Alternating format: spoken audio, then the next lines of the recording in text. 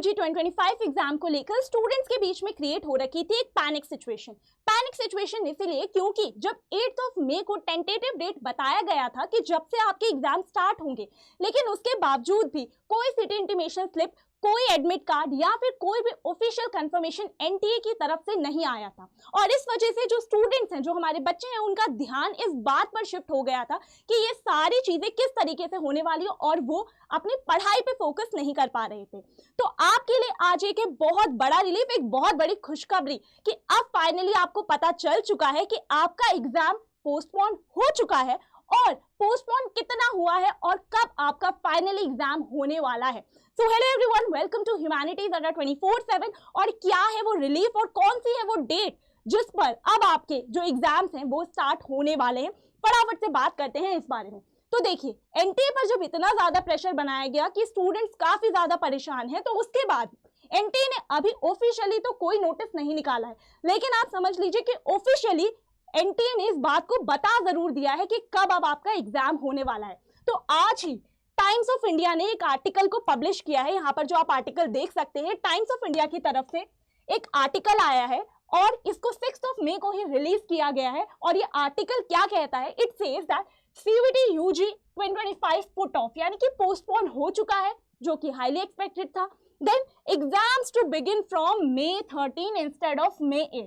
तो May 8 से आपका एग्जाम नहीं है, आपका एग्जाम 5 दिन डिले हो चुका है, पोस्टपोन हो चुका है और आपका एग्जाम सीयूईटी यूजी का एग्जाम अब फाइनली स्टार्ट होगा आपके May 13 से। और भी क्या क्या इंपॉर्टेंट इंफॉर्मेशन मिली है आपको इस आर्टिकल में, फटाफट से उसे भी समझ लेते हैं। तो देखिए, यहाँ पर आपको क्लियरली बताया गया है दैट सीयूईटी यूजी 2025 जिसे एनटीए कंडक्ट करवाता है, जो कि अभी तक सभी को पता है, तो ये कब से स्टार्ट होने वाला है? May 13 से शुरू होने वाला है, 5 days later when it was scheduled to begin। ठीक है, तो 5 दिन का पोस्टपोनमेंट आया है। अब the delay comes amid a lack of official communication, किसी भी तरीके का कम्युनिकेशन नहीं था, किसी भी तरीके का कंफर्मेशन नहीं था। एंड यहाँ पर मेंशन भी किया गया है कि आपके एग्जाम सिटी स्लिप्स या कोई स्केड्यूल आया ही नहीं था, जिसकी वजह से कंफ्यूजन बनी हुई थी।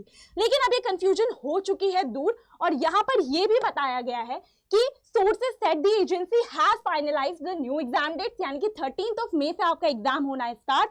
एंड द रिवाइज्ड स्केड्यूल, जो भी आपकी अब एग्जाम डेट्स रहने वाली हैं, is expected to run from May 13 through the first week of June, यानी कि फर्स्ट वीक ऑफ जून तक चलना है ये। And official confirmation is likely, so जल्द ही आपको एक ऑफिशियल कंफर्मेशन भी मिलने वाली है एनटीए की तरफ से। लेकिन उससे पहले एक रिलीफ मिल जाए, स्टूडेंट्स के बीच में जो कंफ्यूजन बनी हुई है खत्म हो जाए, इसीलिए यहां से इस बात को कर दिया गया है कंफर्म।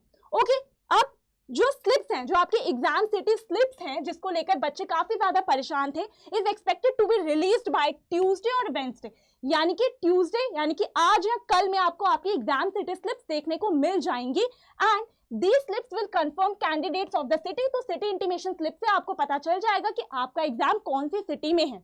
ओके, एंड यहाँ पर बाकी की जो सारी आपकी इंफॉर्मेशन है सीयूईटी यूजी एग्जाम से रिलेटेड वो गिवन है, लेकिन जितनी भी इंपॉर्टेंट बातें थी आपके एग्जाम के लिए, जिससे बच्चों को थोड़ा रिलीफ मिल सकता है और उनका फोकस इन बातों से हटकर सिर्फ और सिर्फ अपनी पढ़ाई पर आ सकता है, वो सारी ही बातों को हमने यहाँ पर लिया है समझ।